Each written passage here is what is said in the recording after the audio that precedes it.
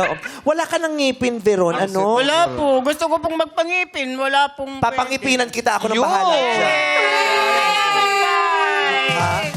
Oh, okay, patingin. Ayan. Oh, abangan mo lang. Itatanim ko lang. Tatanim mo, papagawa ka. Bakit mo itatanim? Bakit itatanim mo? Ano yung saluyo? Aabangan lang natin. Ilang buwan lang yung tutubo rin yun.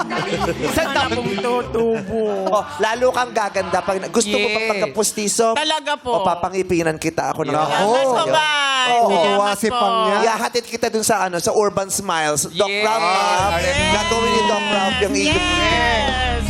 Oy, ayaw daw ni Pang. Baka mamaya may maagaw. Ha? Hindi, gusto niyan. Ah, gusto ni niya. Bang. Gusto niya? Oo, kasi di ba sabi mo, miss na miss mo nang kumain ng chicharon. Oo, ilang years na siyang puro mabon lang. Sinasawsaw pa sa kape. sakit sa gilagid. Hindi ako makanguya ng maigi kasi wala akong talagang panguya. Paano ka bang umunguya? Patingin. Ano? Sa gilid. Wala na. Sa gilid lang.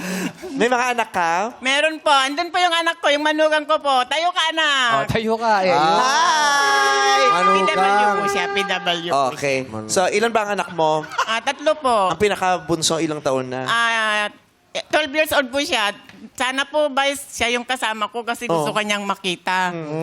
Sabi nung ate niya, ading ako na lang yung sasama kasi gusto ko rin ngayon lang ako pupunta ng Maine.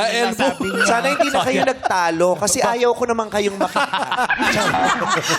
Di ba batiin ko na lang yung anak mo? Anong pangalan niya? Krisha May po. Krisha May! Hi, Krisha May. Balang araw magkikita din tayo. Ilang taon na siya? 12 years old po. 12 years Grade old. 7 po siya ngayon. Grade 7. Opo. Okay. So, ano bang hilig ng anak mo na si Krisha May?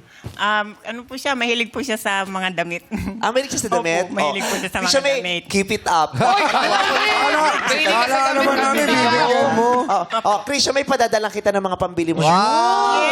Mag-aaral? Opo. O mag-aaral mo po, padadalang din kita ng mga pang-school requirements. Anak. Blessing po kay Tita Vice.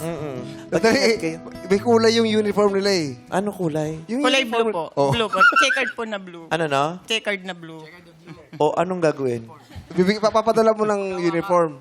Hindi, uniform ng mga pang requirements sa school, iba nga kailangan niya. Akala ko uniform. Oo. Gusto mo ba ng uniform na blue? Papadalang kita.